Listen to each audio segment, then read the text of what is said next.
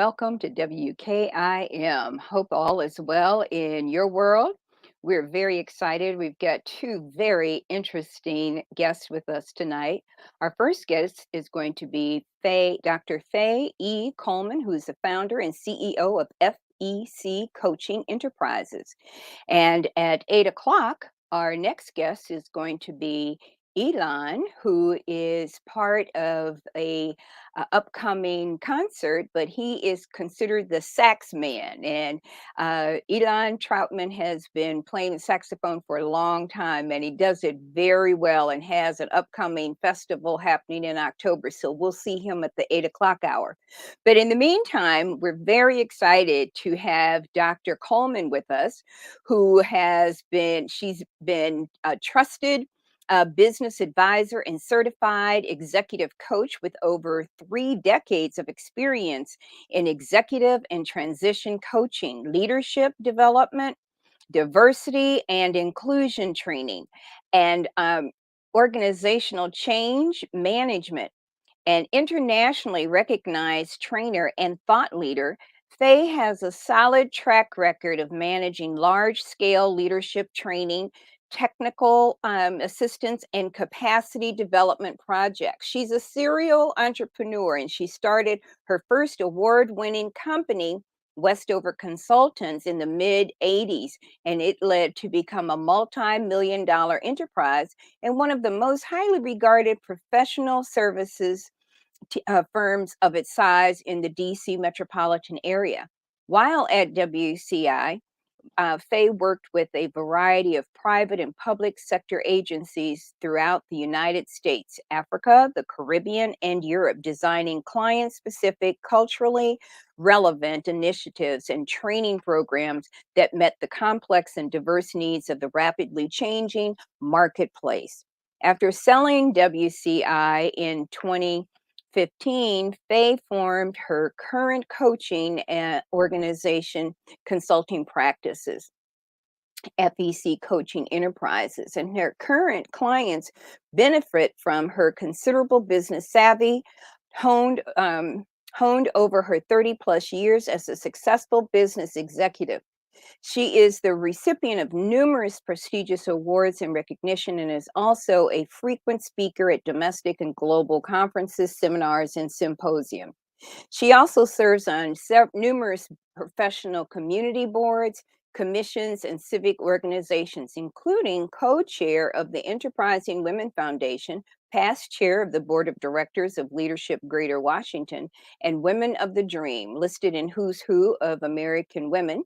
Faye holds a BS degree in sociology from Simmons College, an MED from the University of Massachusetts, and a PhD in education human development from the University of Maryland. She's an international coach, Federation Associate Certified Coach, and an Energy Leadership Index Master Practitioner.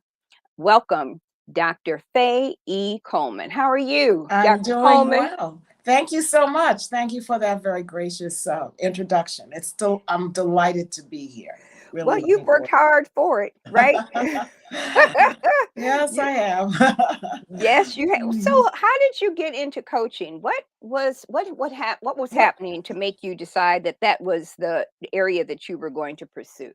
well, after I sold my business back in 2015, I had, as you mentioned, my first business was a management consulting and government contracting company, and I started in the early 80s and built it to a multi-million-dollar company, sold it in 2015, and I realized that I wasn't quite finished, that I still, even though I had the gray hairs, but I still had something that I wanted to do, to give back.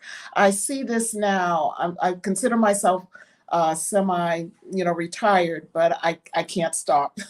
So I decided to become an executive coach, a business leadership coach, because I see that as a way of giving back. Most of my clients are entrepreneurs at various stages in their business. Some are early stage and some have very robust large companies, and they're looking for, planning their exit strategies. And since I've been through all of those stages, I felt that, I think I can give back. I have something that I can offer. I'm passionate about helping women, particularly women business owners and other leaders, especially women of color. And so that's why I think that's the main reason why I decided that I wasn't quite finished, and this was an avenue for me to keep my skills fresh, but also pivot out of consulting to coaching, which was a new area for me, and to give back. So Mhm. that's what I decided to do. So in your information, you have a list of several coaching positions, right? So, executive coaching, Right. transition coaching, Mhm. leadership, and diversity training, as Mhm. well as organizational change management Mhm. and retreat facilitation. Mhm. So, they're similar, but they're separate. They're Right. very different. Can you They are speak different. to what they are and how? I mean, what I'd like to happen here is for you to be able to take this information and people will be able to use it and hopefully even get your services afterwards. Because Mhm. too often, we're moving so fast, we don't, and we think we know what we don't know. And Right. a lot of times we don't even know what we What don't we know, don't know. right? Exactly. Exactly. Yeah. Right? So let me start by saying what, because I've been both a coach and a consultant. And a lot of times people I've found, and I was actually guilty of it a little bit myself, that I wasn't clear about what the difference was. I've been, a trainer, I've been a coach, I'm now a coach, I've been a consultant.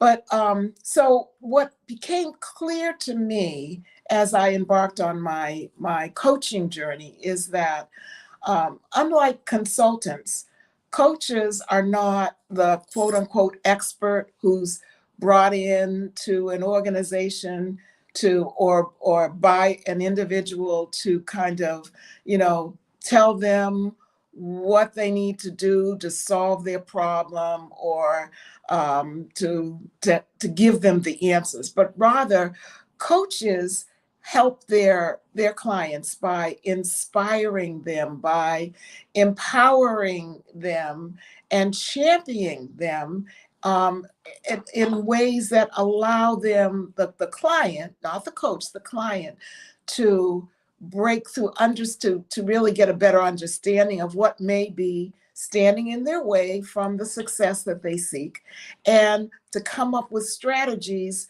to allow them to reach that success Mhm. by asking empowering questions, by challenging them, by holding them accountable for their actions, those kinds of things. And this was a new experience for me, and I have found that I really, really do enjoy it. And it amplifies what I have done for my 30 plus years in the consulting world. Now, when I talk about the different types of coaching, I have business, mature and, seasoned business owners, leaders who I work with. But I also have people who are looking to transition from their current, whether they're a business owner or they're an executive in a corporation or in a nonprofit, or they're just a successful career person who's professional, who's looking to navigate the next phase of their life, and they need help because they don't quite know what that next phase is. So that's what I call the transition part of the coaching.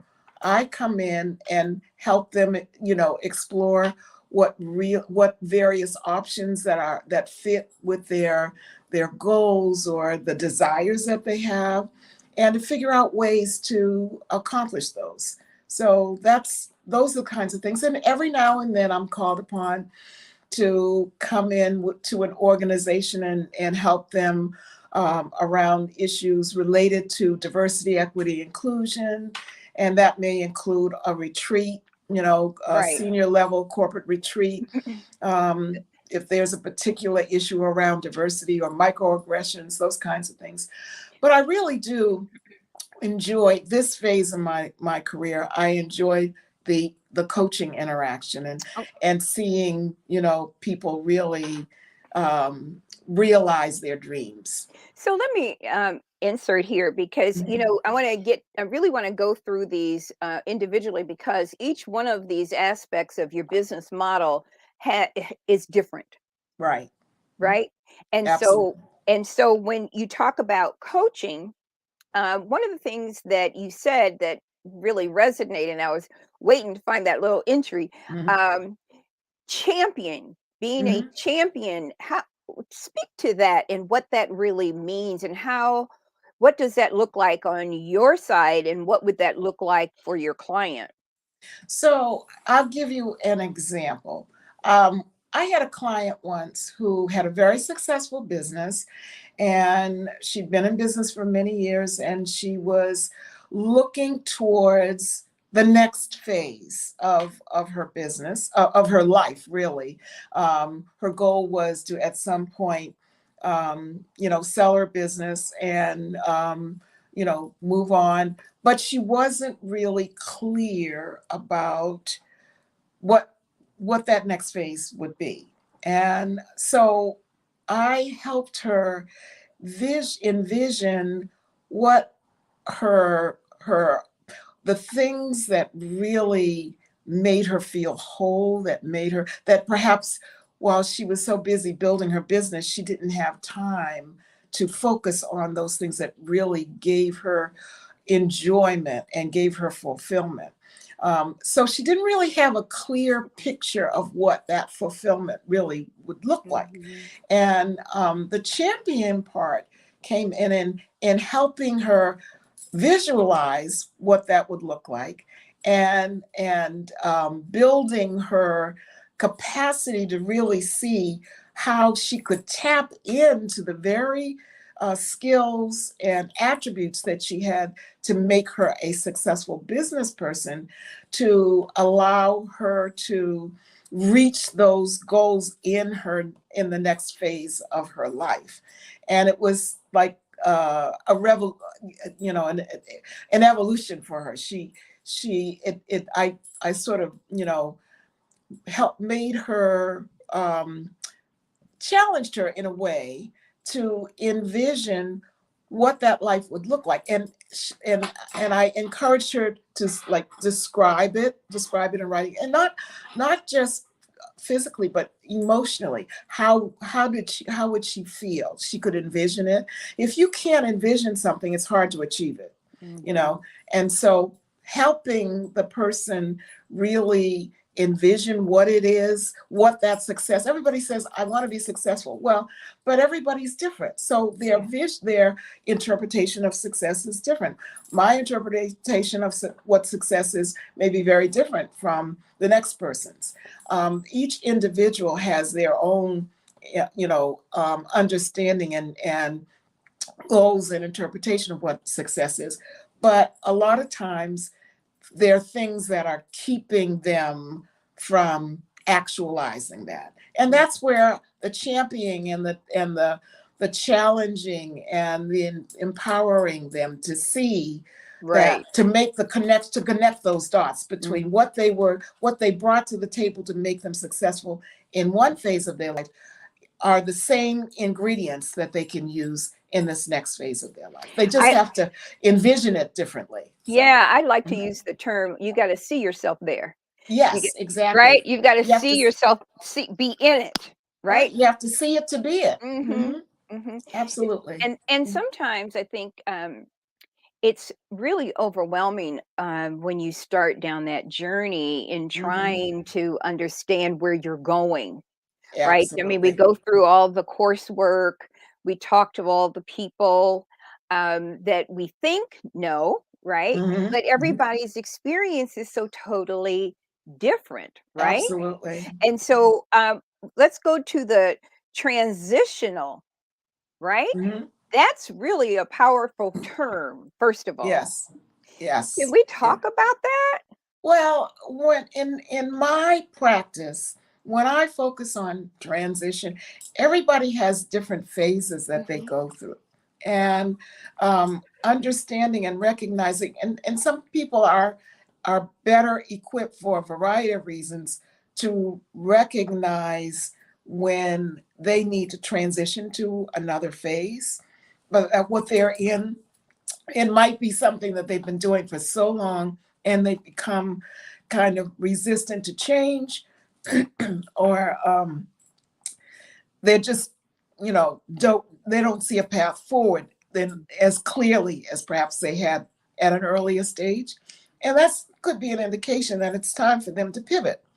Mm. And Oh, I like so, that. I love that yeah, word. excuse me. So Mhm. it's about helping them realize and get a better, a clearer picture of what that next phase, what that transition phase is, what the end result is. So, what would it look like?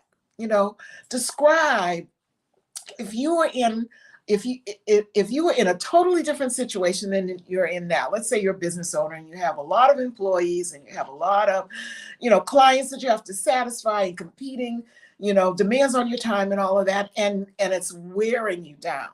And so looking forward to another phase of your life when that part of those demands are gone, but you're not clear about what will I do? You're Mhm. so used to being in this spot that you're in now that it's hard for you to even envision, even though you want it, but it's hard for you to even envision something Mhm. else. Right. And so I by champion, you ask about championing, it's a combination of championing and challenging. And if you think about, coaching started with athletics, and everybody kind of associates coaches with football, baseball, all of the, Right, right. sports. And when you think about what athletic coaches do, they champion their athletes, they challenge them, they empower them. And that, in many ways, that's what professional coaches do as well with their clients. We may use different techniques, but the end result is the same. We're helping people get a clear picture of what it is, what success looks like to them, Mhm. and what it looks like to them may be different from what it looks like to the next person. And so we have to understand that. So that's what I said earlier about it's not about coming in and telling them, giving them the answers. Everybody is different. We help them look inside to figure out what's best for them. Mhm. And sometimes they're so distracted with all of these other things that they can't do that. And Right. that's why coaches can be very effective in helping people transition to that next phase, especially when they're stuck. And, I think also transitional is a great word because a lot of folks that I know, we're at that tender age where Mhm. many of us are retiring, but we're Yes. starting new careers, right? Hmm. And we're Absolutely. doing new things. And Hmm. so, but it's making the transition, and Hmm. in many cases, having to work with other people, different generations, because now there's some Hmm. generational expectations that you have Hmm. to deal with. And so that coaching through that process can be really helpful for those of us who are at that transitional moment. And quite Absolutely. frankly, being transitional, going from one entry level position to even making it coming out of college and even making it to that managerial or executive level because you move so quickly in that Absolutely. organization, that transitional coaching is real critical to Right. have somebody help you navigate. I call it, I have all these little things, isms, um, but to where all the bones are buried. There are things that are Hmm. happening in different corporations that you're not going to know, or different organizations, be it at a university level or nonprofit or arts, Right. whatever. Hmm. But there's a process, and so you have to make certain you can pivot and deal with the movement that is happening in those industries, but moreover in the organizations that have hired you. And sometimes it's a match, and sometimes it's not. And I know, I as personally, I worked at an organization that was very youthful, Hmm. and I had all this senior experience, right? Hmm. Um, and so it was very interesting. It was a nonprofit, um, but how I had done work in corporate America Hmm. versus what was happening in a growing nonprofit was Hmm. totally different, and Absolutely. I had to kind of pivot it a whole bunch of times Oh and yeah. to make that adjustment. How Hmm. do you, how do you prepare your clients for that transitional experience? What I do is I first start by helping them figure out what their purpose is, you know. So you may have a general idea of what you'd like to do in whatever this next phase of your life is. And I have to tell you, most people that my clients that I've experienced, most of the time, it's not so much that they have an idea of what they want to do in that time frame, but what they don't want to do. You know, I don't Mhm. want to. I have, I don't have enough time. Work life balance. I don't have work life balance. I have all these demands.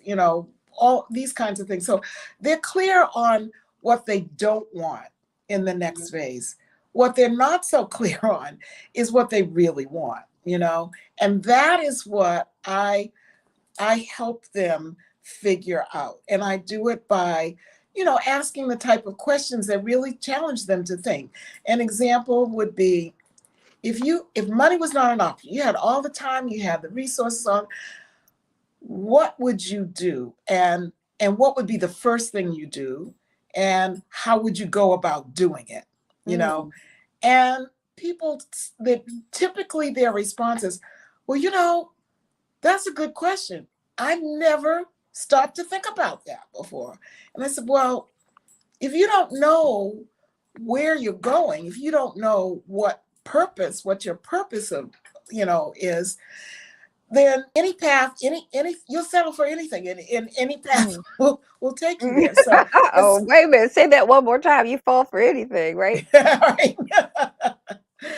Yeah, any path will take you there. And Right. it's easy to get sidetracked. And Mhm. before you know it, you're down a road that you had no intention of going down, but you hadn't really taken the time to be clear in the first place about why am I doing this? What is it that resonates with me about doing this? You know what you don't want. I don't want this. I want to have, and I want to have more time. I want whatever, whatever it is. Everybody's different, but, more often than not, I find people are clearer about what they don't want. But when I start challenging to think about, describe, okay, it just envision that you are living your best life. Describe what that would be. What do you do? How does it feel? Just really. And they say, oh, I, Mhm. I never thought about that. Right. Nobody ever asked me about that before. That's a good question. Maybe I should think about that. And I Mm. say, well, that could be a good starting point for Right. you. That's right. Yeah. And So. so when we look at now how to deal with this whole business of leadership and diversity, how do you work that through? In this is a very sensitive time, Hmm. and people are really trying to figure out how best to navigate this time in business where people are not playing anymore. Hmm. And it is the requirement for understanding for corporations to Hmm. deal with their employees and from a diversity standpoint Hmm. is really critical. And leadership is now on the top of everybody's list, looking at what does what does that leader look like, and Hmm. how does that leader impact or destroy the their their staff through movements that are not respectful or in tune with what the industry is requiring. Absolutely. And, that's why, in my mind, and based on my experience, it's most important to start at the top, because if there's not that buy-in, especially in large organizations, corporations, for-profit corporations, or even large nonprofit Yeah, organizations, yeah. national or international, um, it's easy for them to think that, oh, well, we do this, Mhm. we have Or we've diverse, always done this. We've yeah, always we've done it like always this. done it. Mhm. um, but they don't really they don't go in depth, go, scratch beyond the surface to look at, okay, so, we might have um, people of diverse backgrounds, but are we really ensuring, are we talking to them to make sure that things like small microaggressions are Mm. not happening, where, or are we getting a temperature check from them? Are we listening to them when they say, yeah, they're in the door now, whereas 10, 15, 20 years ago, they didn't even have, a culturally diverse staff at all. So now they're there and they think, oh, pat myself on the back, look, we have all kinds of minorities. We have, immigrants. We're great. We're wonderful. We're there. Give us applause. But it's not that easy, Right. because a lot of the people of color and our other diverse populations that they're pulling into this, established organization that's always functions a certain way, those basic principles upon which their operational standards have always been built have not changed. And the higher up the corporate or organizational ladder you go, I have found the the less open they are to hearing that, Mhm. there's still work to do. Just sprinkling, diverse employees throughout the organization, without changing the very, fundamental values and operational um, concepts of what the organization does on a day-to-day basis Mhm. is not sufficient. It's just not working. And these diverse employees know that. They see that, and that's what, you know makes them dissatisfied, and always, wanting to hold their supervisors, their managers, and all to account. So, having, let's say, having people of color sprinkled throughout the organization, but not really getting to know who these people are on an individual level, and calling, James, Bob, because they're both African American and about the same size, and they think nothing of it. Those sorts of microaggressions are still very prevalent in organizations that are kind of patting themselves on the back. Look at how many, diverse employees we have, and we even have some of them that are managers. And I'm not saying that's bad. That's all wonderful, but it's not enough. It's Right. not in and of itself. That's not the Mhm. total goal. Mm. So, And yeah. I think too, there's a saying that rolls around many corporations or institutions that, but we've always done it like this, or it's Yes. always been this way, and Yes. like the world is not supposed to move. And from a diverse standpoint, far too often there are people who have not been challenged, who are in the Mhm. leadership role by their board Right. or their senior leadership, because they want to make certain that they can still keep their job and do all of these things. Absolutely. Right? And Yeah. so they will put a little gray area around it. They'll box it and put it in a little bow, and they smile in your face, but it's not Mhm. always what they're doing. And in many cases, you can see what's actually happening based on how many people of color are employed, but also how many people that are in leadership that don't look like you or myself. Exactly, Right? exactly. Yeah. And, there was a nonprofit that I worked for, and, all of the work that they're doing was for the children, and the Mhm. children look like us, right? Mhm. But there were no vice presidents Mhm. in that corporation that had a black anything vice Mhm. president. Right. And and so when you sit down and you look at, you have to look at complete totality. What does Absolutely. that say about that leadership, right? Mhm. And so here's a question for you. You're now the employee, and you Mhm. have to navigate this. This is also part of, I would imagine, what you have to do with these leaders and getting them to understand what the requirements are and what does diversity really mean? What does it really mean? It's a word that's two sentences in Webster, but Mhm. how is it applicable? Absolutely.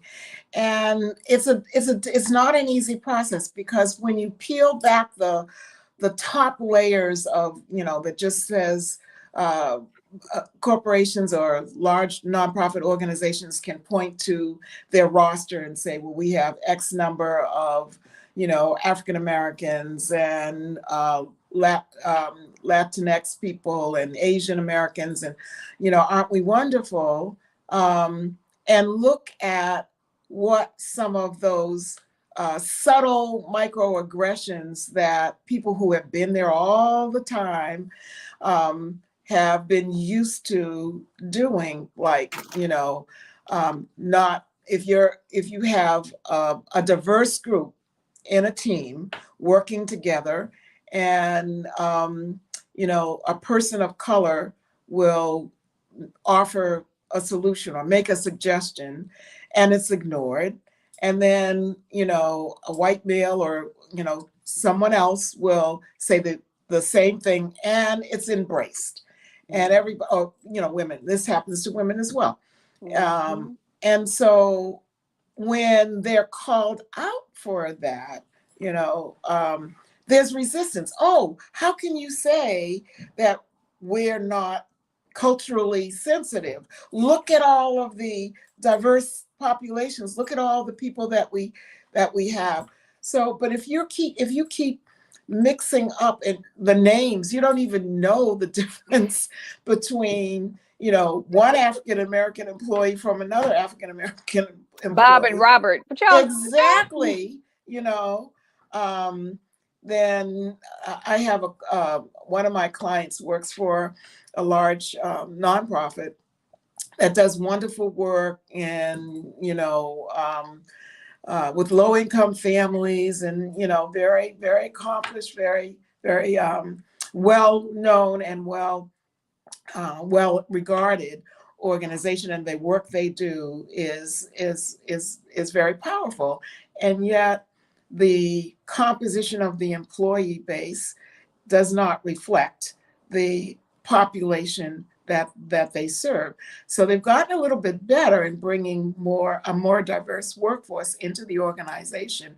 But what they haven't done is, and they're resistant to, is when those employees point out that it's not just enough to bring diverse employees into the organization and think, okay, I've done my job, everything's fine, and you're still, acting the same way and on those same and those same behaviors are being exhibited and allowed, um, just as they were before you had diverse employees, then you have a long way to go. There's still a lot of work to do.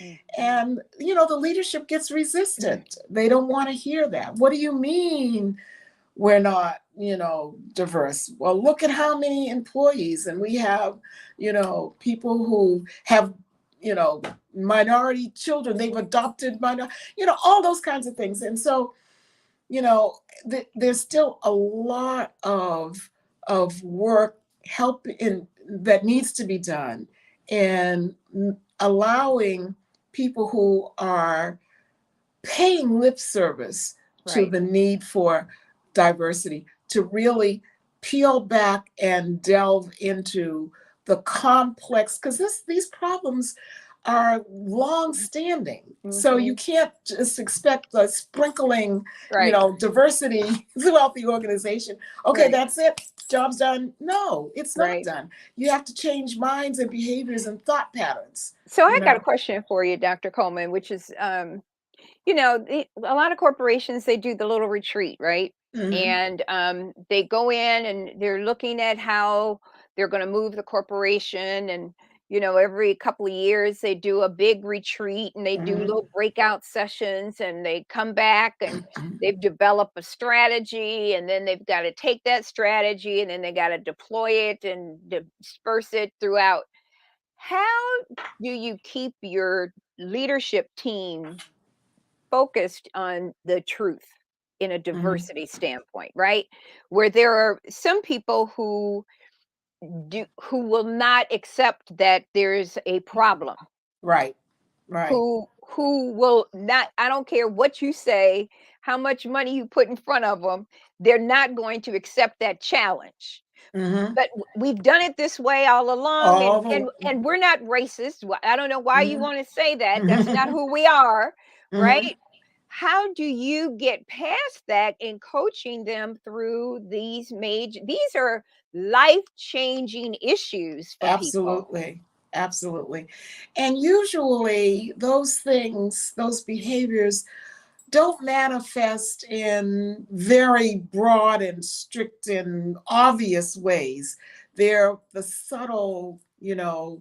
microaggressions that happen on a daily basis that people who are the perpetrators of these behaviors are not even aware of.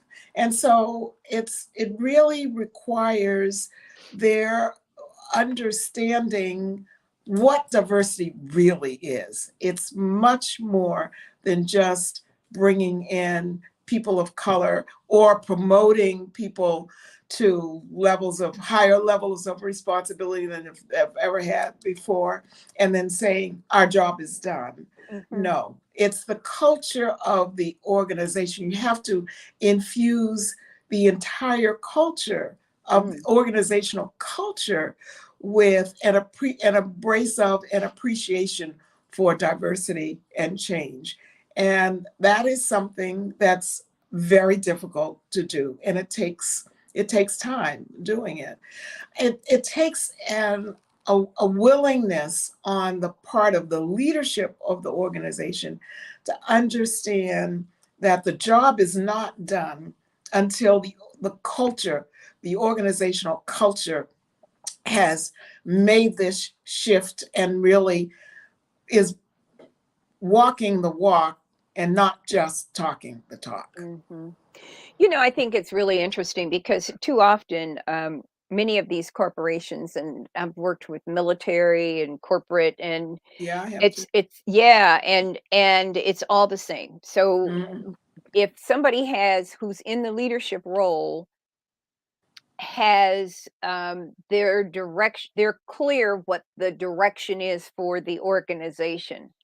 And too often, too many of these leaders are not willing to assume the responsibility for this type of change Right. because the company's been doing it for 50 years, for Hmm. 40 years. Why do we need to make this an effort where we must do this or we must have certain? How does an employee who's going through the process fairly new to an organization that can see it, and you talk about microaggressions, you can see it, but how do you go into an organization and try to help with that change for these employees who could be your clients? Right. Well, the first thing that I tell my clients who are in situations like that in organizations is to find other like-minded people who at all levels, the higher level the better, but at all levels, because it's got to be a coordinated effort on the part of a significant number of people in order to really get the message across that just paying lip service is not enough, and giving it examples. Um, one of the clients that I have, the organization she's working in, they're dealing with some of these same Mhm. problems. A group of them have come together and formed um, a task force Mm. on diversity and inclusion. I think they call it the Equity Inclusion Task Force. Oh, great. And they got the buy-in of the second level leadership in the organization, and they got they they were allowed they got permission to take about 3 months. They're still doing their regular jobs, but they're so committed to this that, look, we'll, after hours, weekends, whatever it takes, because this is important to us. Right. Right. We want to stay with this organization, but we want it needs to change, and Mhm. we think it can change. And so we'll take the action item, we'll do it. And they were able to convince the leadership to give them, a specific amount of time to gather some data, and that in companion and along with some strategies, some specific strategies. So it's not just a matter of, the leadership feeling like they're being attacked, because the task force is saying, no, we're going to really do this, some research, interviews and all, focus groups, and come back with some specific Mm. strategies that Mhm. will, and examples of what those strategies are designed to do, and how those strategies can make a difference in moving the needle forward. The other thing that they're trying to do is make sure that they connect the dots between what having a more um, totally inclusive and equitable workforce in all organizational workforce in all areas, not just by sprinkling people here and there, um, how that can affect their bottom line, Yes. positively affect their bottom line, and Mhm. especially for corporate organizations, but even for nonprofit organizations that rely a lot on donorship, and fundraising for people who are supportive of the cause that they are championing, and want to give, and they rely a lot on those donors. So even though they're not making a profit, their focus isn't on the bottom line profit every quarter. It's, they have to understand that donor their reservoir of donors is Mhm. changing and being impacted by all the things that are going on in the world today, whether it's, Black Lives Matter, whether it's LGBTQ rights, whether it's, you know, um, um, birth control, or abortion, all of these things that Right. are very dominant in the public discourse now, in the public square now. Yes. It's um, huge. and people really are looking. The thing that's different, I think, now between what's going on now in this whole area of diversity, equity, inclusion, from, say, the 60s civil rights era, was that now people are better able to understand how their ability to be authentic in embracing equity, inclusion, Mm.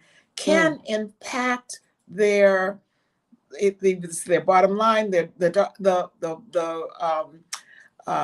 being their ability to broaden their customer base, Mhm. especially as the population becomes more diverse. And um, So, all of those kinds of things are what this particular task force is doing. And I think it's an excellent strategy because they're not just challenging, the leadership Right. to, you got to do something, you got to do something. They're making them aware that what they think they have already done and the job is done. Look at all these people we have now we didn't have before, and some of them are managers and all. They're saying, look, you can be Uh, better. We right. the Period. job is not completed Hmm. yet, and let us take the lead in coming up with some specific strategies that will Hmm. help. And if we do that, here's some positive, concrete benefits for the organization, which we all will benefit from.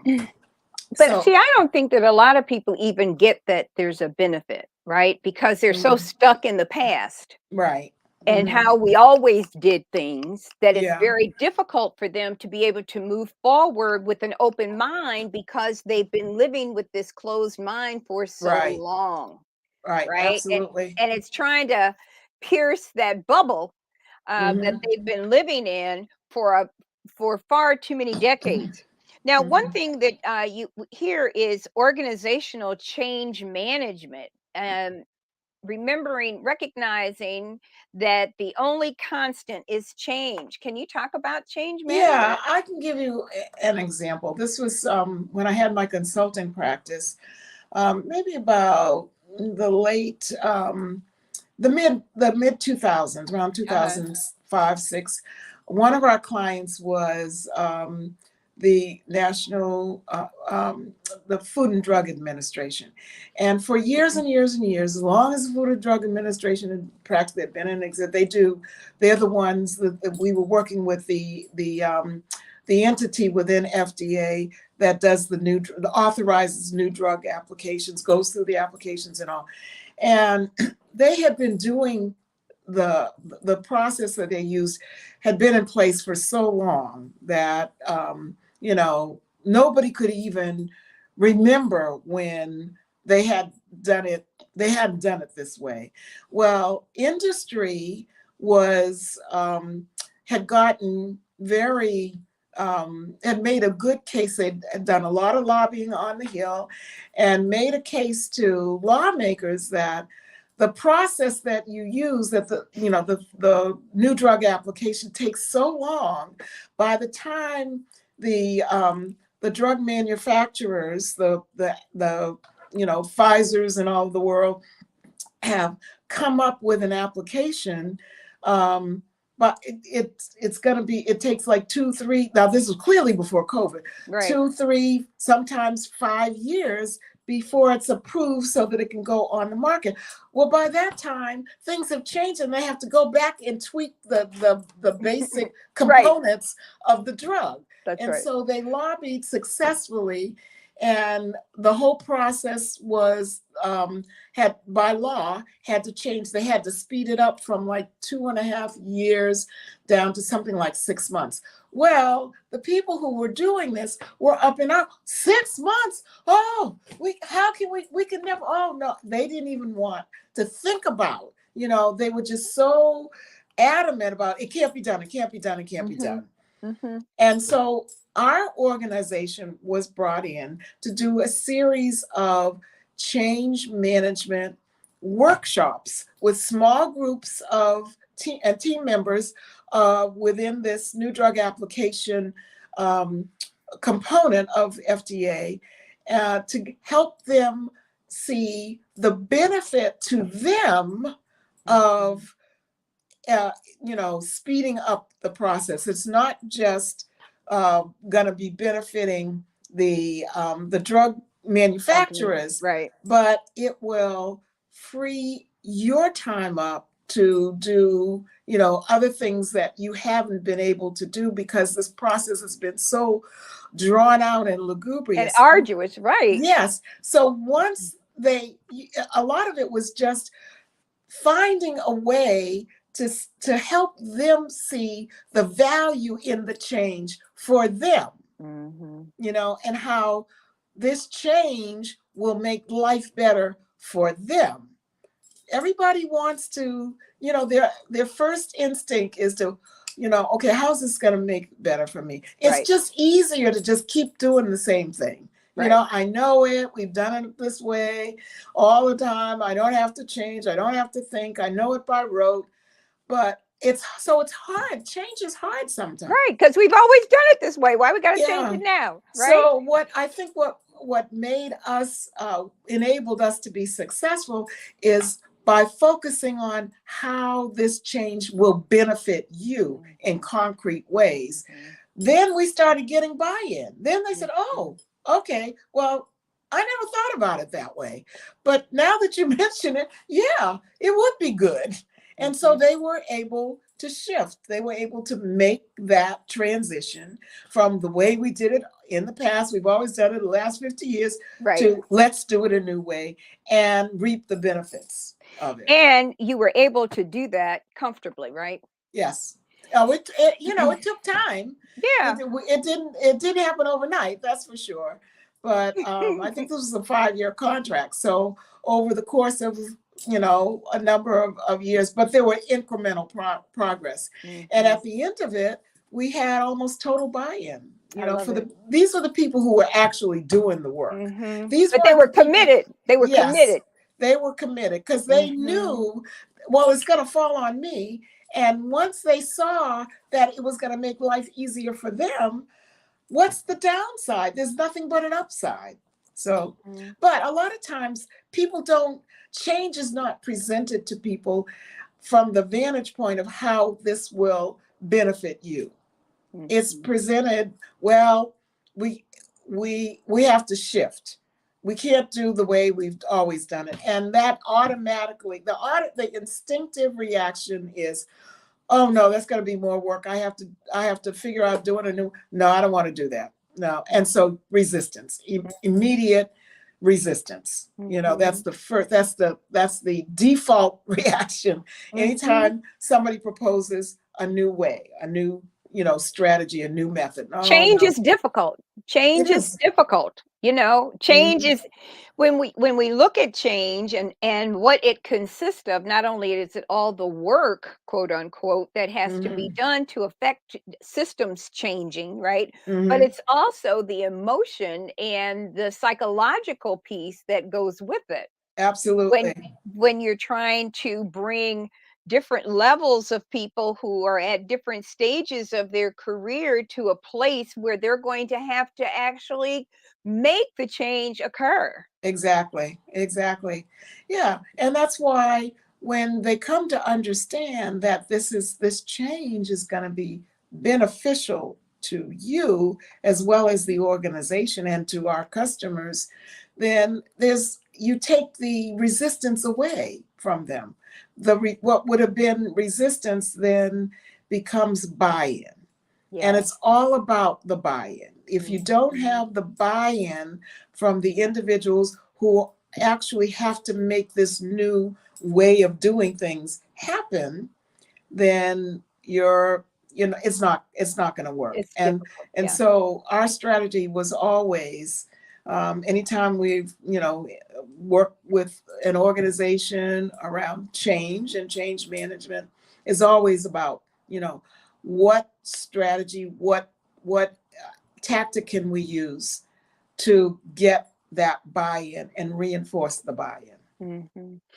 So the last item that you had on here, and I'm sure that you have other things that you're doing as well, but let's talk about what does a retreat. And a lot of corporations are doing retreats or hosting retreats for their organizations, but there are a lot of organizations, particularly small and mid-sized, that are not doing retreats. They're not getting involved, and it takes too much away from their day-to-day operations. Can you just speak to that? Yeah, and how you facilitate? The benefit of doing, sometimes you just have to break away from the normal routine, and if it means doing it after hours or on a weekend, to separate yourself even for a minute from the environment, that the day-to-day 9 to 5 or whatever environment, so that you can bring a different perspective. It's Mhm. very hard to think creatively or to think about innovation when you're bogged down with the daily routine. Mhm. Um, and you know, one of the things that is good about doing retreats is it's a good tool for being strategic, well, coming up with a strategy, with a strategic plan that Mhm. can be a blueprint for no organization wants to stay where they are. No matter how resistant they may be to change, I think you'd be hard pressed to find a corporate or nonprofit executive that would say, "We just want to stay where we are. We don't want to grow. We don't want to expand our impact, our reach." No, they all want to grow. They want to innovate. They want to Mhm. they want to increase their sphere of influence. The way they do that is they have to think about a strategy, over a period of time, whether it's a year, um, 3 years. Typically, we advise our clients to either do a 1 year, or if it's multi-year, no more than 3 years, Mhm. because things do change, circumstances change. So suppose, in an organization had done a big strategic planning retreat in, let's say, November of 2019. Okay. And they came up with a 3 year plan. And this is our strategy. These are our goals. These are the action items they signed. And then 6 months later, Right. COVID hits, Yes. and Yeah. shut down everything. So you always have to be aware that circumstances are constantly evolving. Now, it may not be something as dramatic and life changing Right. as a pandemic, Right. but there's circumstances outside of our control that we're not able to Mhm. predict that are Mhm. going to have an impact. And so, even though our goal may be to have a strategy that be very clear about where we want to be in a certain period of time, whether it's a year or 2 years, whatever it is, and have a strategy, a well thought out strategy to Right. get to reach that goal. You've got to also be mindful and take into account in your strategizing how you will pivot if Right. and when some unanticipated forces um, materialize that throw a monkey wrench into All right. your strategy. Yeah. So, and you, all those points are real critical. And thank you so much. We are already at the end of the hour. Oh, It's wow. amazing. Yeah, it's like Time goes by. it does when you're having fun and you're learning a lot. Right. Dr. Faye Coleman, founder and CEO of FEC Coaching Enterprises. Dr. Coleman, please give us an email or website so people can get in touch with you. Yes, my email address is Faye, Faye, at fecenterprises.com. .com. And that's my email. That's my email address. My website is www.fecenterprises.com. All right. Yes, Dr. Coleman, we're going to call you back another time, but I would thank you be. so much. This It was would. wonderful. Thank you so much. It would be my pleasure. I've enjoyed every minute of it. Thank you All right. so much. I Thank appreciate you, it. All right. Dr. Take care. Dr. Faye Coleman at Thank you. Bye now. FEC Enterprises. Thank you. Thank you. Bye bye. Okay. Well, Mhm. I'll tell you, this has been a great interview, and we look forward to our next guest and Mr. Elan Trotman, who is called the Sax Man. He has quickly become one of the fastest rising stars in jazz with over 15 Billboard topping radio singles. Elan's latest release, Dear Marvin, plays tribute to Motown legend Marvin Gaye. Trotman's signature sound brings a blend of smooth and tropical grooves to major festivals and cruises worldwide. In addition to a successful solo career, the Berklee College of Music graduate and now faculty member has also worked as a sideman with some of the biggest names in the biz, including Roberta Flack, Jeffrey Osborne, Johnny Gill, Peebo Bryson, Michael McDonald, Jonathan Butler, Sheila E., and Earl Klug, just to name a few. Elon has also performed the U.S. national anthem for the Boston Red Sox, Boston Celtics, L.A. Dodgers, Cincinnati Reds, Brooklyn Nets, and he's an avid golfer. He has appeared as a celebrity and entertainer for numerous charity outings, including tournaments for former NBA shooting guard Ray Allen and comedian Chris Tucker. In 2014, he founded the annual Barbados Jazz Excursion and Golf Weekend, which directly supports his Never Lose Your Drive Foundation in Barbados. And that's up and coming. And so we're going to talk about this tonight. So let us welcome Elon Trotman, Saxman. There. Hello. Hi. Where's the sax man, Sax? Where's the sax man?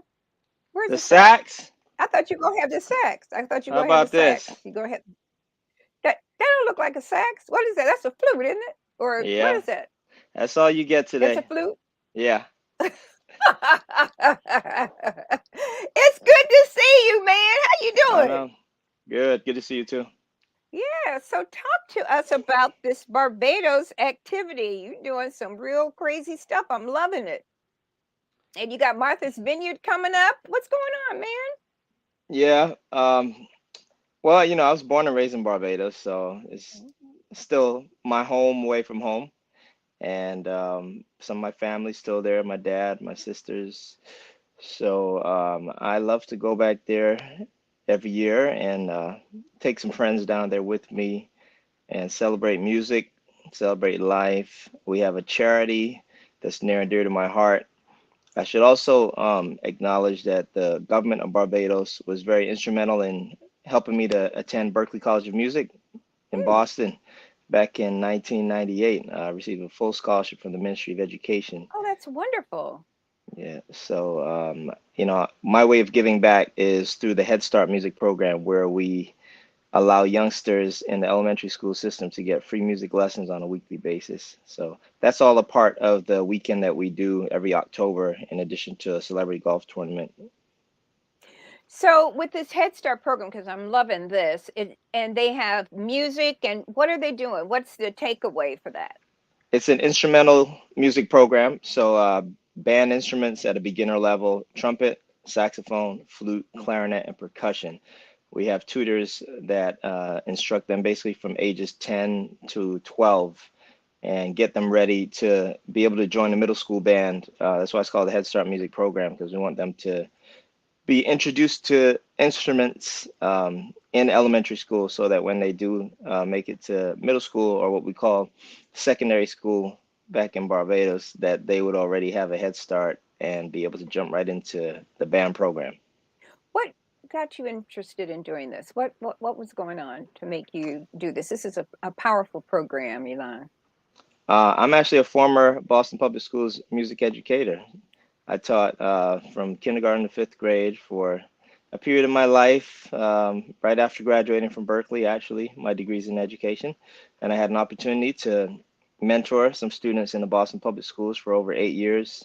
And there was actually a program that was going on during that time, which was funded by the VH1 Save the Music program. They sent us a whole bunch of instruments. So that's kind of my model, Hmm. where we start these students early enough so that if they stick with it all the way through middle school, maybe one of them has a chance to be the next Elon Trotman and attend Berklee College of Music. And I should also mention that at this year's event in October, we're going to try to raise funds that will allow a high school student to attend Berklee. They have Mm. a modified 5-week summer program, which is available for students 15 years and older. And I'm going to be on faculty for that program starting in a few weeks. So in addition to the Head Start Music program, we're adding this new component where we want to be able to raise enough money for tuition, housing, and all expenses paid for this a worthy student to come up to Boston from Barbados next summer to attend the 5-week program. Oh, I love it. So that'll be for not this year, but the following year. Yeah, but we're going to award the recipient this Okay. October. Yeah. Aha. And so let's talk about that. So you've already been in education, so I didn't realize that. So that was a little something I didn't know. And now you've taken this where children are really being impacted. I think music is so powerful, or the arts are so powerful, and they give children something that really can speak to their heart and their soul. How are some of these children navigating this program, and what do they think about it? I would say the parents are more excited because That's good. they don't have to come out of pocket. We raise the fund so that the tuition is paid. We understand that they have a lot of other obligations with, sports and tutoring and stuff like that. So Mhm. the parents are definitely very appreciative of the fact that they can, drop their kids off for a few hours every Saturday. As far as the kids, the program's been going on for a few years, and we have some alumni who are actually continuing to play instruments and come back and help mentor and perform at some of our events during the course of the year. And I'm sure they're grateful for the opportunity to be able to play an instrument free of charge Mhm. and to get instruction from, some of the best tutors on the island and be affiliated with this program, Head Start Music. I love it. I absolutely love it. So, talk to us about this October 6th through the 10th, 2022, the 7th annual Barbados Jazz Excursion and Golf Weekend. You play golf? I love golf. I'm a What? very competitive golfer too. I didn't know that. Not that I would know that. So, this is a whole weekend. So, talk to us about this. It's the 7th annual. Yeah, we started in 2014. We took the last 2 years off due to COVID, Yeah. but we've had some amazing performers from Will Downing to Mesa to Najee to Jeffrey Osborne, Norman Brown, Alex Bunyan, and we've had some guest comedians as well: Chris Spencer, Damon Williams. Had some celebrity golfers: Bernie Williams for the New York Yankees, John Starks from the New York Knicks, and it's basically just a weekend getaway. Barbados is an awesome destination, as you all know. Amazing beaches, amazing food, great hospitality and people. I was fortunate to spend my first 18 years of my life on that island, and I love going back. This year we have Paul Jackson Jr., who's a Grammy-winning guitarist based out in Los Angeles. I did not know this, but he actually played the guitar part on the record Thriller, on Michael Jackson's Thriller. What? Really? Yeah, I didn't know that until I was looking at his bio the other day. Um, so yeah, he toured with Whitney Houston. He was on the Tonight Show with Jay Leno for many years, and also Jeff Bradshaw, a very talented trombonist from the Philadelphia area. He's currently on tour with Patti LaBelle and her band. Mhm. He's going to be a featured artist. Marcus Anderson, who's based in the Carolinas, he is currently on tour with CeeLo Green, and he was a member of Prince's New Power generation before he passed away. So we have an awesome lineup, and it's an opportunity for music lovers, golf lovers, and just travelers to get away for a weekend. It's a holiday weekend, and come down to Barbados, stay at a beautiful beachfront resort, and enjoy nightly entertainment, enjoy after parties, island excursions. They're optional, but if you want to explore the island, learn how to make a rum punch, there's a cocktail making tour, and you get to explore some of the rum distilleries. As you know, Mount Gay rum is one of the oldest rums in Mhm. the world, and that's where it comes from Barbados. So, what made you create this big festival? And it's 7 years in the making, huh? Yeah, well, I always tell people the first 3 years were kind of like an experiment, What does that mean, an experiment? What? because it didn't, it wasn't intended to be a festival. When I started it, I took about 10 friends, family and friends with me to Barbados when I started it. Hmm. And the second year, maybe I took maybe 24. And then the third year is when I started to see a little bit more interest as far as the potential for it growing, because people were like, we want to see you perform in Barbados. We want to go home and enjoy, you know, we want to see where it all began for you. We want to meet your family. We want to enjoy the food and the culture. And, some golfers, of course, were in that bunch. We want to play golf and enjoy some of the most beautiful courses in the world. And that's when others started to take notice, people in the tourism sector, Hmm. because they noticed that, of course, there was a little bit of a spike in demand for hotel lodging and travel with flights and tour operators. The golf course benefit from it, the hotels benefit from it. And eventually, the next thing I knew, um, I asked Jeffrey Osborne to come down in 2016. I was doing his celebrity golf tournament in Rhode Island, along with Smokey Robinson and Johnny Gill, Dr. J, Magic Johnson, Cedric the Entertainer, Sinbad. And I asked Jeffrey if he wanted to come to Barbados, and he's like, sure. And that year we had over 300 people. Nice. So it went from an intimate group. I mean, it's still considered an intimate festival. It's not a mega festival, which is why I like it so much the way it is, because there's enough space for you to enjoy yourself and not feel overcrowded. It's very intimate. And so that's why I started it, and that's how it ended up becoming what it is today. So, in looking at this, I would imagine then this part of the income funds the student program, right? In the Yeah, arts and education program. yeah. A portion of the proceeds go towards funding the program so that these tutors can be compensated. Also, we have insurance costs for using the rental facilities for the lessons, instrument maintenance, and things of that nature. Um, and also during the golf tournament, a lot of our celebrities and artists will make donations of, show tickets or, autographed jerseys and things of that nature. So we're able to also generate some additional funding through silent auctions and live auctions and Oh, things that's of that cool. nature. Yeah. That's cool. So you were also, the other day, you said something, you were getting ready for the Martha's Vineyard Festival that's coming up. Yeah, Martha's Vineyard Jazz Excursion and Golf Weekend is the sister festival to the Barbados Jazz Excursion and Golf Weekend. If you've never been to Martha's Vineyard, you need to put it on your bucket list. The only way to get there, well, there's two ways to get there. You Hmm. can fly there. It's a Hmm. small airport, but most people take a ferry.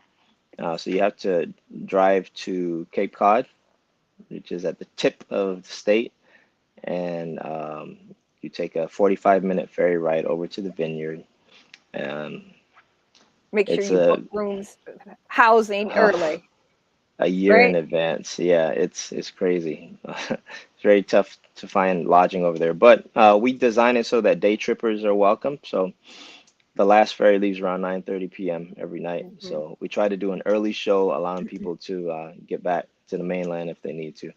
But that's even smaller. That's a very intimate group that I take over there, and the golf course that we're playing at is my all-time favorite. It's called FarmNet Golf Club. I've played maybe three or four holes behind President Obama on 3 occasions. It seems like every time we play, we run into him because he's always there in, June, and then I usually go back in August.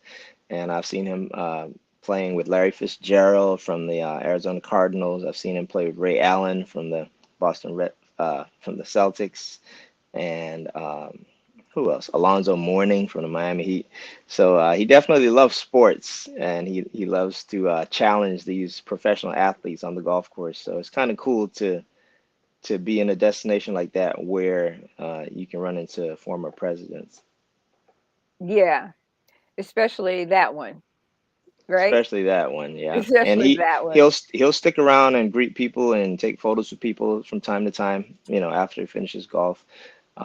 So it's a very laid back environment, very safe. Most people sleep with their doors open. There's no crime.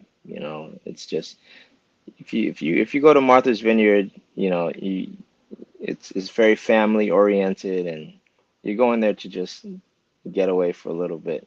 But it's so peaceful and serene. I definitely recommend it to anyone who hasn't experienced it as yet. Hmm. So now, what are the dates for the Martha's Vineyard Jazz? Next weekend, actually, June 24th, I'll be performing two shows, 7 p.m., 9 p.m. And on next Saturday, June 25th, we'll Okay. be doing a small golf outing at FarmNet Golf Club. Hmm. So I see you have a flute. I didn't know you played the flute because I know you by the sax man. I don't know you by the flute man. Well, most saxophone players can play the flute because they're all in the woodwind family. Uh-huh. So the fingering is very similar, as well as the clarinet and other wind instruments. So usually, if I don't have a chance to warm up my sax, or if I don't feel like putting it together for these types of interviews, I I don't know just why pull. you didn't do that. I don't know. I don't know why you wouldn't have your saxophone so you could play a little something. That don't even make sense to me. Don't worry, you'll enjoy the flute. I'll even let you request a song. How's that? I still want the sax. Where is it? I don't even know. Yes, you do. Don't even I try it. So play the I flute just and then go get the sax. I just got back I'm from not. a I ain't trying to hear really, it. really tough trip. I'm so not trying to hear it. You I knew got you were stuck coming in on New this York. show. You knew you were Listen. coming on this show. Don't it? Play the flute.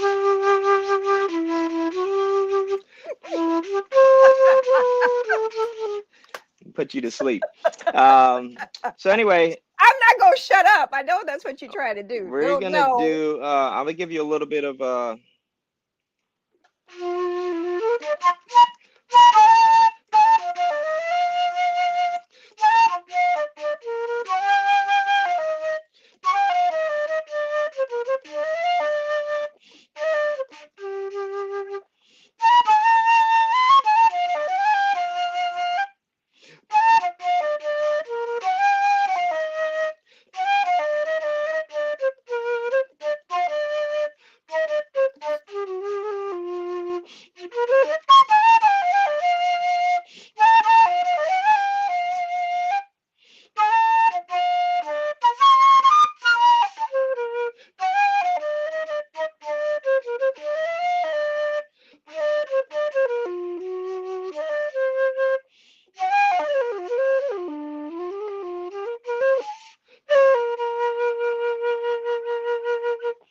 Did you recognize that song?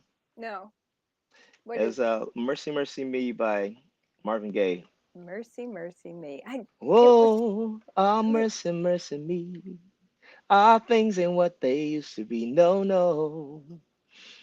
Where did all the blue skies go?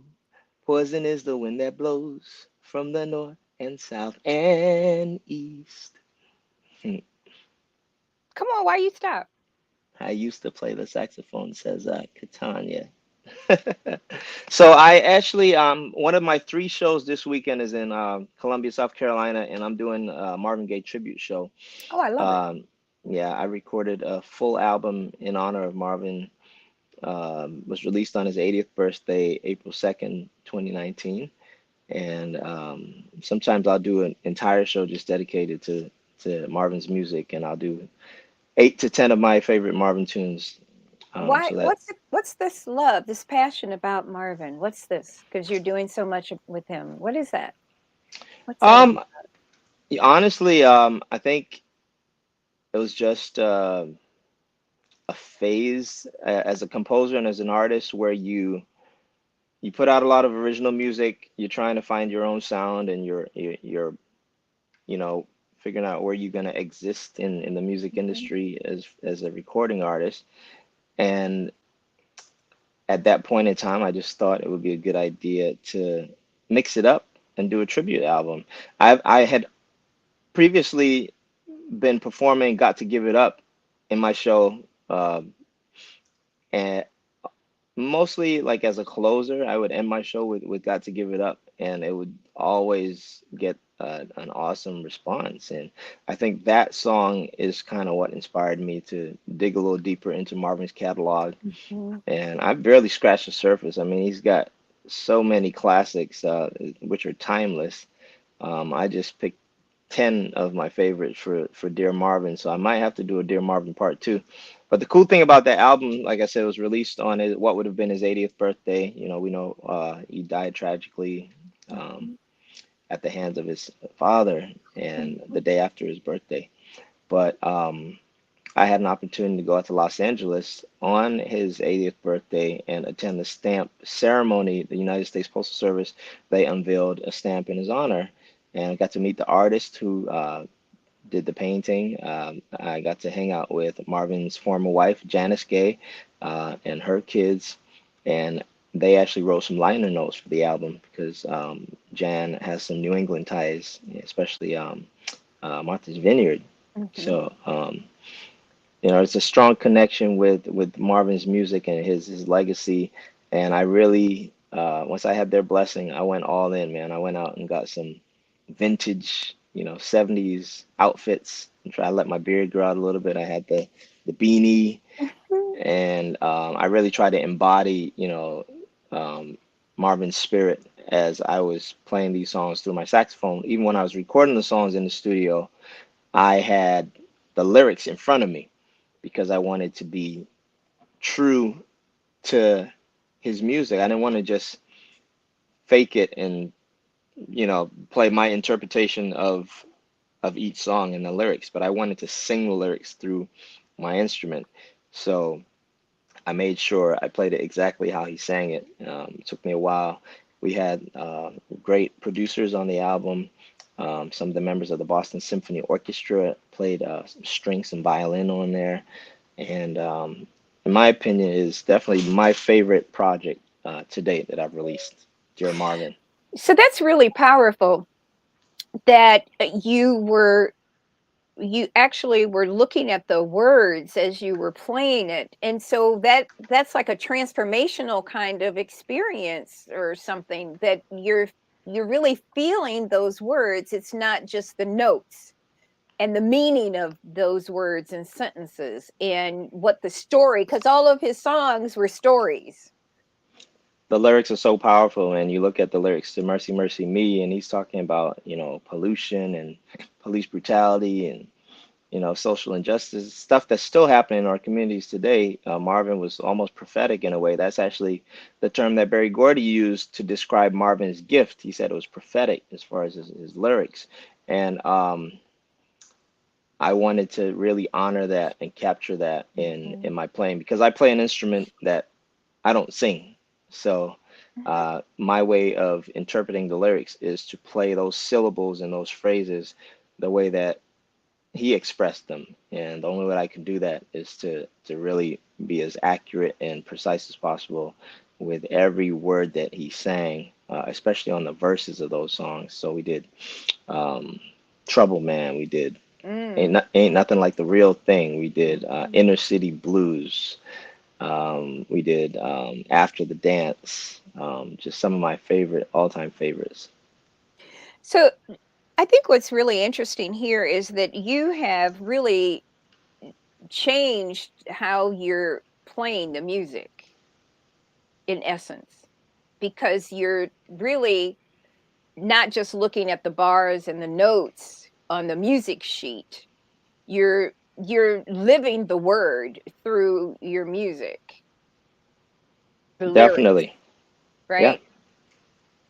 So how did you come to that? What was going on that you took this to a whole nother level than just looking at the notes on a sheet? I think the producer really held me accountable. His name is Charles Haynes. He's also a Berkeley alum and amazing drummer. I don't know who he's on tour with right now. He's always somewhere touring. I know he plays with Queen Latifah. He toured with Lady Gaga. Um, So he was the producer and drummer, and he,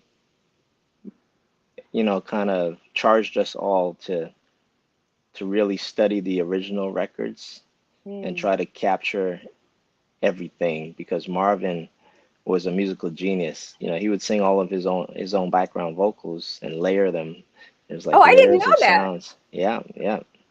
Um, and also the instrumentation. We try to replicate those sounds. So for example, there's one song that has this instrument called a glockenspiel, which it's almost like a xylophone, a small Okay. xylophone, Okay. and you hear it at the end of Mercy Mercy Me. It's like these little bells going off, and he went out and he rented that same instrument, one of those instruments, so that we could capture it and replicate it. So when you listen to the album, you hear the strings, real violins playing. You hear the organs, and I even played the baritone sax because I wanted to capture that Motown sound. That vibe. Um, Yeah. yeah, the baritone sax is huge. It's like 6 feet tall and takes a lot of Oh, is that wind. the one that's on the floor? At Yes. the bottom, the hook is on the Hmm. floor? Yeah. Okay. Wow. And you know how to play that? Yeah. It's Yeah. like once you play one saxophone, it's very easy to transition to others. You might not be able to play them as fluently as your whatever your main horn is. My main horn is a tenor saxophone. Okay. I don't play much alto saxophone. However, I do play some soprano saxophone. So when you hear alto, soprano, tenor, you think of chorus, right? Or choir. It's Yes. the right. So the soprano would be the highest pitch, Yes. and the bass or baritone would be the lowest pitch. Um, People like Grover Washington Jr. were very well versed at switching back and forth from the alto to the tenor to the soprano to the baritone. So if you went to see Grover Washington in concert or you listen to his albums, you would get to hear him play all of those horns because they all have a unique sound. And so then once those are individually done, then they have to merge them for the actual recording. Is that correct? Because he's doing three separate Yeah, instruments. for the studio, yes, but actually on stage, he would just have all four of them set up on stage, and then he would just select which one he's going to play for that particular song. And then just go back and forth between them. Yeah, yeah. Oh, that's cool. I've never seen him in person. Yeah, there's some great footage of him doing some shows, Newport Jazz Festival in Rhode Island. Um, I think it's a show he did in Atlantic City. The entire concert's on YouTube, Hmm. and Grover was always very stylish for wears some cool shirts and always looks smooth. Um, but I think you should be able to see some footage of him playing the big baritone sax. I'll send you something so you can check it out. Okay, I'd like that. So let's talk about the sax that you are hiding from us and you don't want to play tonight, because you're really being jive, a Yeah, I'm not gonna sax play it, man. but But you're real jive right so now. I have Real jive I right have now, about sax man. You're just real jive right now, for real, for real. I have way too many saxophones. I have like 6 saxophones. You need to pull one of them out, like I'm for not real, playing it, but this is one. because your name says This is a Elon soprano. is sax man, sax This is a man. soprano sax You're right so here. jive. You see, got my name on it right there. I No, I don't think you can't can see see it. it. Oh yeah, I can. Uh-huh. But you won't play it. No, I don't Why you know because you're my so shy. mouthpiece is not in that one. You knew you were coming on here. Then you bring this little flute, and you should have been bringing the sax. Now you know I'm gonna talk about you. That's all You right. already know that. Uh, uh, you'll be all right. This one, Because you this don't is care. Oh, this I is love my that. this is my newest one. Oh, I love that. I recently became a member of Omega Sci-Fi Fraternity Oh, Incorporated, go ahead. and I got this Q dog. custom made. And my line name is Coltrane, a la John Coltrane. Go look at that. I love it. A purple sax. That's Purple and slick. gold. That's slick. Yeah. So what made you go purple and gold? I have a lot of dear friends that are Omega men, and I was able to connect with a graduate chapter here in the Boston area, Iota Chi, founded in 1955, and Oh, he's all in. honored to be He's all in, y'all. He's all in the in. company of the greats like Count Basie and Max Roach and George Clinton.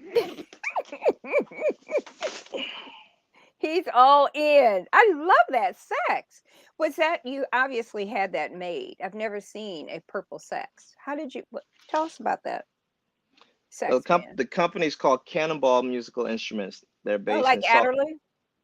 Yeah, but Cannonball is actually also like in the medieval.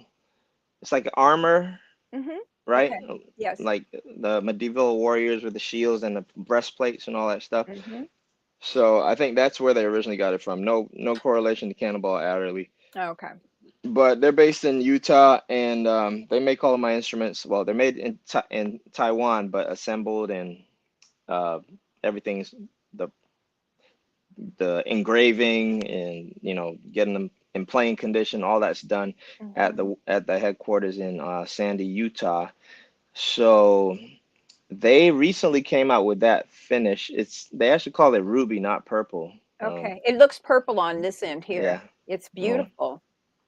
yeah, And yeah. so is that the gold? Is it engraved in? Yeah, so it's brass underneath. It's a woodwind instrument, but it's actually made of brass. Mm-hmm. So under the lacquer is the actual raw brass. So once you engrave it, you're basically scraping the paint off, and Ah. then the brass underneath shows through as the design. Mm-hmm.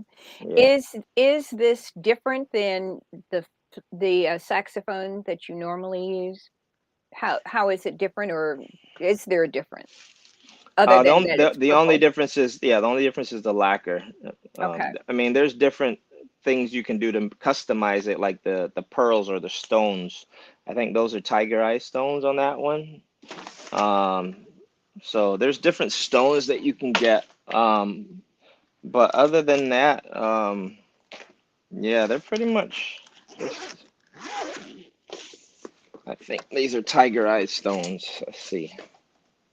What does that mean? Tiger eye stones. Are those things that Just are a those little yellow things? Yeah, those are pearls or stones. They're made out of like marble.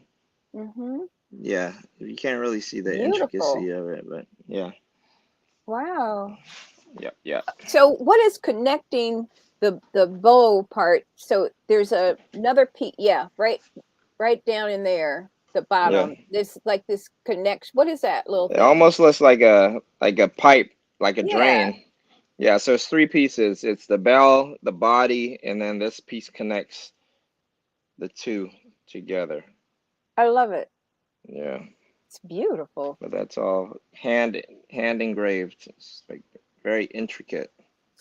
So what? When you watch them do it, they stencil it first, so they sketch it on like when you get a tattoo. Hmm. They stencil it on, sketch it on, and then they take this almost looks like a, one of those tools you use to get your cuticles done when you get a pedicure, and Hmm. they just follow the stencil, the outline, and just it's very you have to be very precise and have very surgical like hands to do it because I've seen them Hmm. do it a few times. So this is all out in the Midwest. Where did you say? Yeah, Sandy, Utah, and I want to thank Cannonball Music for donating over 40 instruments to the Head Start Music program. Mm. So Yeah, these are the same people who actually are creating your instruments. that is correct. Yeah, they make Mhm. saxophones, flutes, clarinets, and trumpets. So they donated some instruments to help me start that program. Oh, that's wonderful. So, And the all of the ownership, they're all musicians. They all play. oh, that's wonderful. Yeah.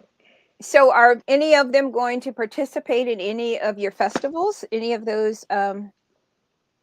I don't know if they're going to be able to make it down this year, but they always support the event. Hmm. One year they sent me some cannonball golf balls with the cannonball logo, and they also support the foundation. I want to say it was 2017 maybe, or that they came down and we did a workshop. So they came down, we did a clinic, and we played for the students. I had some posters, a cannonball poster that I autographed and gave away to some students, and they did some Q and A's and stuff like that. So thanks for reminding me. I'm gonna definitely give them a nudge and see if I can get them to come back down this year. Yeah, that would be cool. So, in looking at all that you've been through, right, your whole life, you're doing some amazing things from being an educator, creating a nonprofit to now doing festivals, and you're still playing and individually and recording, right? What's the next thing for you? How do you, what do all of these seem to be leading to someplace, right? I feel like I'm in a good place. I'm 43. I've had my share of touring and traveling to the point where I'm kind of trying to do less of it. This last trip was horrible. I had like Mm, 2 delays and a cancellation. I had to do it overnight in New York. The lines were crazy. So the pandemic really kind of took a lot out of me as far as my hustle, because I'm an independent artist. I don't have a booking agent. So I have to go out and book these gigs on my own. I'm making phone calls, emailing people, trying to get them to consider me to put me on their lineup for, the following year or whatever. And I'm going up against, Grammy Award winning saxophonists like, Gerald Albright, Dave Koz, Boney James, Kirk Whalum. Um, and, there's so many great saxophone players out there. A lot of times I get no's a lot, but from time to time I'll get a yes, and those are the shows that I'll do. Um, but I'm focusing all of my energy right now on getting some full-time status at Berkeley. I'm part-time. I just finished my first year. Doing some summer classes, teaching at the 5-week program, which I mentioned.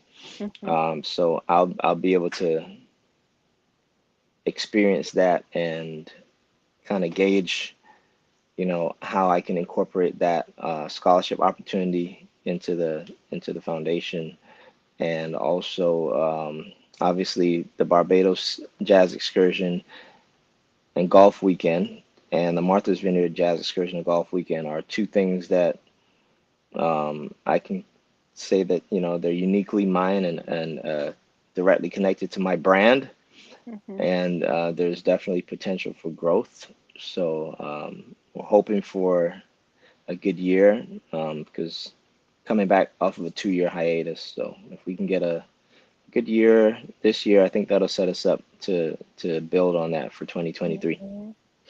All right, and I know a lot of people are talking about, when is all this COVID business going to be over, right? It's like, and everything is come full stop, right? And right, full stop on so many levels because it's impacting every Yeah, industry. I mean, we this were stuff. talking about that today, and we're not out of the woods yet. Thankfully, people have been vaccinated, and that's helped in preventing death and serious illness. But I mean, people are still contracting this virus. There's a lot of mass gatherings, cookouts and festivals, outdoor festivals. Even the cruises have started back sailing, and there's been outbreaks. And on top of that, you got this craziness with these gas prices. Flights are ridiculous. I Mhm. mean, I just booked a flight to Los Angeles for July 3rd to do a show, and it was $1,200. What? A From flight that's Boston? you, yeah, a flight that's usually $600 or $700. It's almost doubled. So, I feel I'm almost sad in a way because, it's tough for everyone. Mhm. So we just got to be. optimistic. Hopefully, brighter days are ahead, and that's the name of my upcoming album, Brighter I Days love Ahead. it.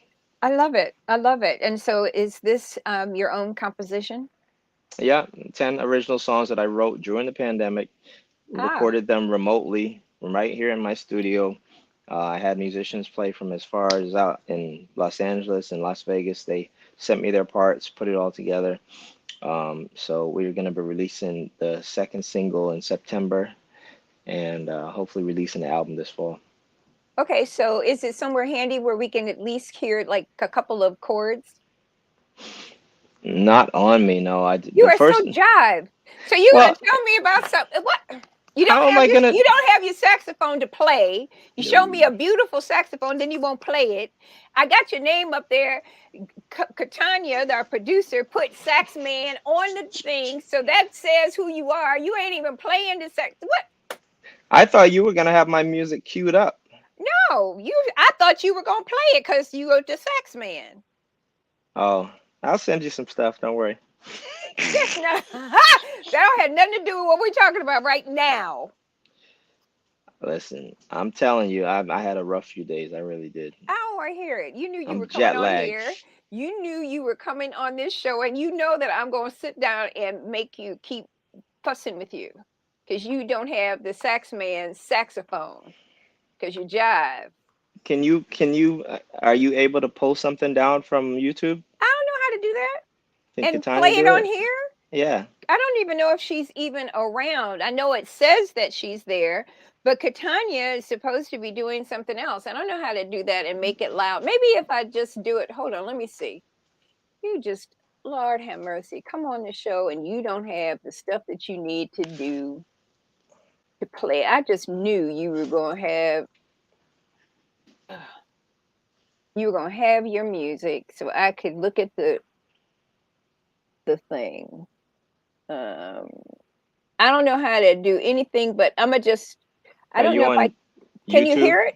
I'm on YouTube. I don't know if you can hear it though. Not as yet. No. Wait, Yeah. So okay. that's Carnival Fever. If you type in Brighter Days Ahead,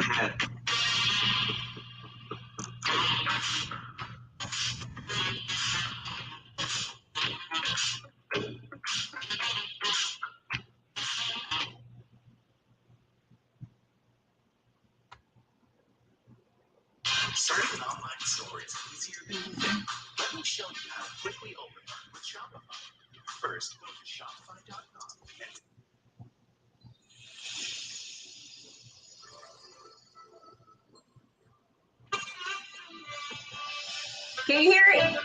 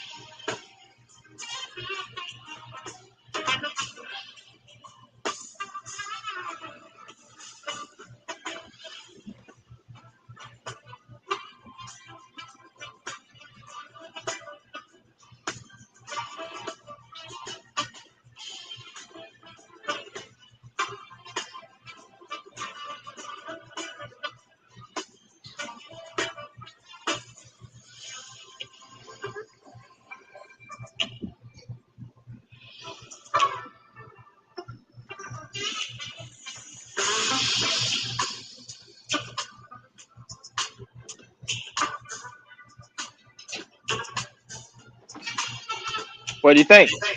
I love it. I'm still listening. So that's the title track.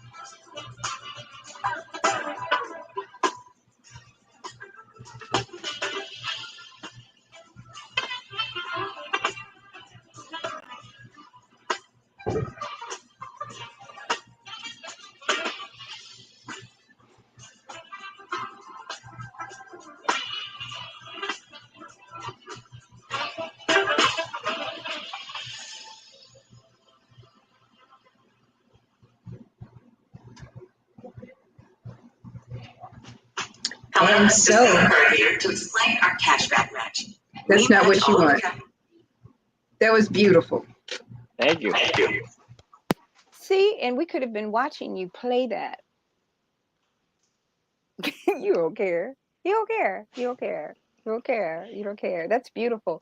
So, what was the influence on that one? That's beautiful. So I wrote about 10 songs in the space of maybe, yeah, 6 weeks to 2 months. I think I want to say this is when the UK was having a really, really bad outbreak. It was Italy, I think, and I mean it was the first strain of the virus was just wreaking havoc in the UK. And I just turned the news on. I was just so sad because then I found out that, back in my hometown in Barbados, that COVID was actually rampant down there as well, and it's like the entire humanity was all being affected by this one thing, and it almost brought us together as a people, you know. Hmm. And that was the inspiration behind writing this album. The songs, they came from a place of compassion. One of the songs is a really beautiful ballad. It's called Prayer for Humanity. And like I said, I was hurting when I turned the news on and I saw the headlines and I just saw, how this pandemic was just, a lot of loss of life and grief and hurt and pain. And so these songs came from that a place of compassion. And hopefully these songs will bring joy and healing to people, as the title track implies, brighter days ahead. Hmm. We're all waiting patiently, Oh, I Um, know. It's been extreme, right?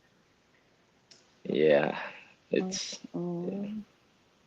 So, how have you functioned through this whole COVID business? Have you sequestered, or I see you're doing some things, but you're not doing a lot? yeah. I'm gradually going back outside. um, obviously I have to travel to do shows and stuff. So I'm at the point now where I made a conscious decision. You can't be afraid of it. You got the antibodies, that they put in our bodies to help fend off the virus and the symptoms. And you definitely got to move around and get out there to continue to build up your immunity. You know, so Mhm. this might be the new normal. I mean, people talk about the flu season. Yeah, just go get a shot and keep it moving. This is pretty much what that's going to be for the next few years. We'll Mhm. probably have to get another shot or another booster, and there'll probably be another strain of the virus.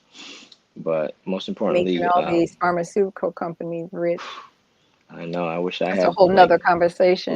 I wish I had a little piece of the stocks for Moderna and Pfizer. Like for real, for real, for real.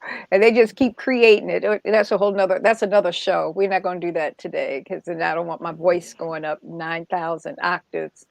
Yeah, So so we're coming up on the end. What are some of the things that, there are a couple things that really are important. One, that you're working with young people, and the arts are real critical to, I think, humanity, right? And what you're doing with the young people is powerful.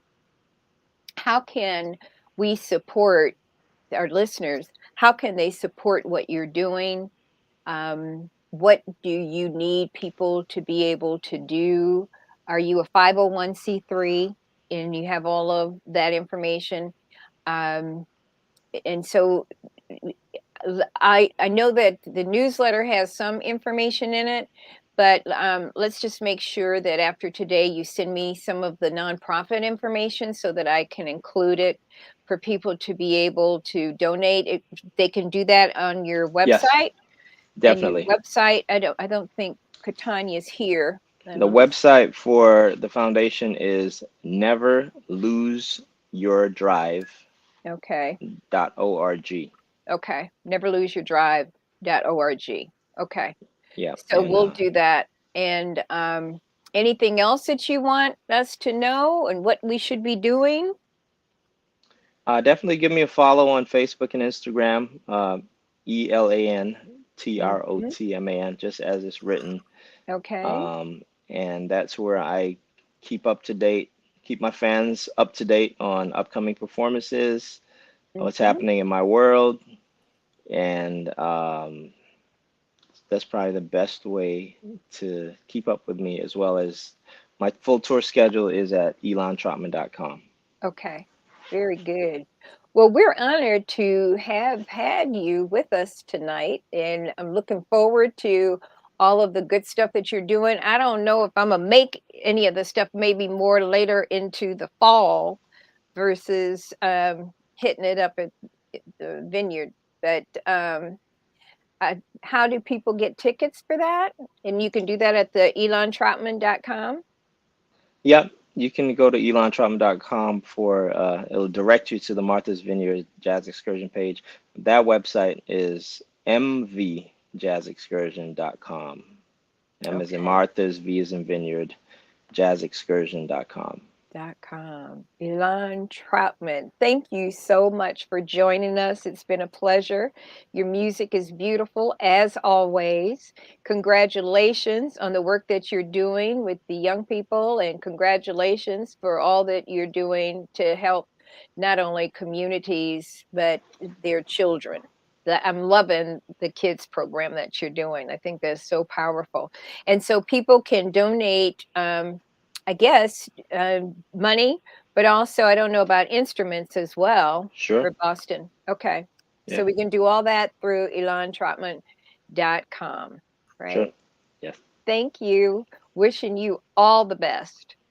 Appreciate Thanks. you Thanks. taking your time, even though you didn't play the saxophone.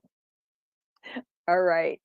All right. Another great show. Thank you all so much for tuning in. We appreciate it. I hope you enjoyed our guests. It was educational. and entertaining. So we'll see you next week, Tuesday, and we have yet another great show coming up. Thank you. I'm Marsha Juice for WKIM Media Network, and we hope to see you next week. Make certain you tell your friends and sign up for our newsletter. And please subscribe to our YouTube channel, WKIM Media Network with Marsha Juice. Thank you. Good night.